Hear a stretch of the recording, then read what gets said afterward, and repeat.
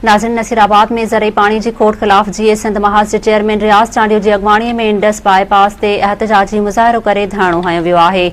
उन हवाले से पेश आहे अल्ताफ़ कांदड़ो की हीअ रिपोर्ट। जी नाज़रीन, असीं इन वक्त इंडस बाईपास से मौजूद आहियूं जिते जीए सिंध महाज़ के चेयरमैन रियाज़ चांडियो की अगवाणी में ज़रई पानी की खोट खिलाफ एहतजाजी धरणो कयो आहे। अचो त असां सां ॻाल्हि ॿोल कयूं त कहिड़ा मुतालबा आहे।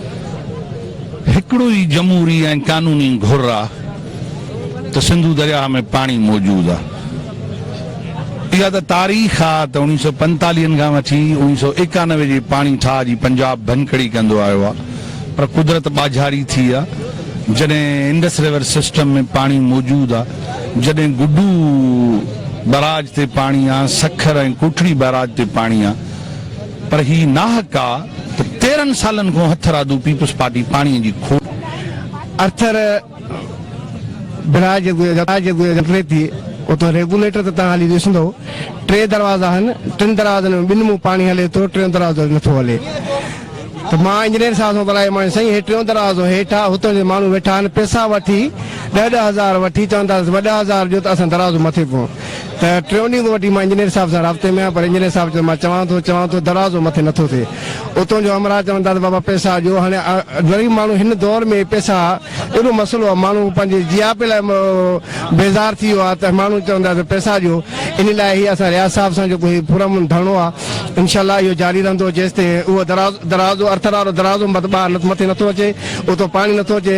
ऐं उमेद आहे इहो 3 दरवाजो जॾहिं मथे आयो त अर्थर विराज जो जेको पानी आहे इहा पुछड़ी ते इंशाअल्लाह उहो पानी पहुची वेंदो। जेको कानून आहे आलमी जेको कानून आहे, जेको कुरान पाक ऐं शरीयत जो जेको सुप्रीम लॉ आहे, उन जे मुताबिक़ पहिरियों पुछड़ी ताईं पानी पहुचाइणो आहे।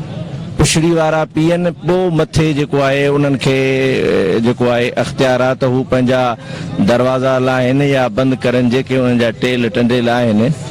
अलबत्त असां वटि वॾो ज़ुल्म नाहक ही आहे त पुछड़ी वारा वीचारा सुकनि था पिया, उन्हनि खे पाणी कोन थो मिले। असांजा चूंडियल नुमाइंदा बोड़ा अंधा ऐं गूंगा बणियल आहिनि। ही अवाम अॼु हिते निटण उस में वेठो आहे। असां जेके इलाइक़े वारा जेके हिते धरणो आहियूं वेठा आहियूं, असांखे को सवें जरे बि ज़मीन न आहे। असां पंहिंजे अवाम जे लाइ, पंहिंजे सिंधी क़ौम जे लाइ, सिंध जे मारवड़नि माण्हुनि जे लाइ जेके बेवस ऐं लाचार आहिनि, जंहिंजो आवाज़ ऐवाननि ताईं नथो पहुचे, उन्हनि जो दर्द खणी हिन रोड ते वेठा आहियूं। मुतालबो था कयूं पुछड़ी ताईं पानी पहुचायो वञे। जेकॾहिं पानी जेसिताईं पानी उते नथो पहुचे, अॼु असां नसीराबाद में वेठा आहियूं, सुभाणे असां मुश्तरका जदोजहद करे डीसी कंबर जे ऑफिस जे अॻियां धरणो लॻंदो।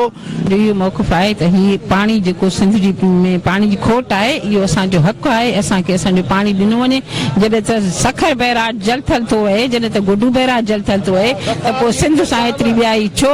हितां जी जेका इरीगेशन ऑफिसर आहिनि, समूरे सिंध में इरीगेशन ऑफिसर आहिनि, उहे पंहिंजी वंगार था वहनि ऐं हिन ग़रीबनि मिसकीननि खे पुछड़नि ताईं पानी नथा पहुचाइनि ऐं पंहिंजा मथियां पासा उहे आबाद कई वेठा आहिनि। असां तेसिताईं हिन धरणे सां न उथंदासीं जेसिताईं असांजा मुतालबा पूरा न कया वेंदा। हिते इरीगेशन ऑफिसर अची हिते असांखे ज़मानत ॾियनि त उहे दरवाज़ा खोले छॾींदा पुछड़नि ते जीअं पानी पहुचे।